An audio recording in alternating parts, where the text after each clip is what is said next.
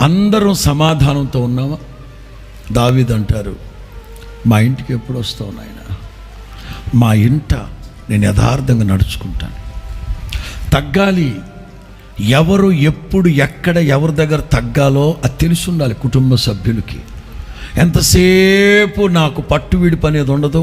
నా భార్య అనేది తగ్గుతాను అనలేను. నువ్వు భార్య కనుక తగ్గాలేను అనడం, లేకపోతే నువ్వు మగపిల్లాడు కనుక నువ్వే తగ్గాలని అనడం, లేకపోతే నువ్వు ఆడపిల్లవు కనుక నువ్వే తగ్గాలనడం కాదు. కుటుంబ సభ్యులందరికీ పట్టు విడుపులు అవసరం. యేసయ్య గారు చెప్తూ ఉంటారు, ఇటుకురాళ్ళు, ఇనుము, ఇసుక, కంకర్రాళ్ళు ఉంటే ఇట్లాంటి ఇండ్లు కట్టచ్చు. కుటుంబం కట్టబడాలంటే విరిగి నలిగిన మనస్సు, హృదయం కలిగిన హృదయ మనుషులు కావాలి.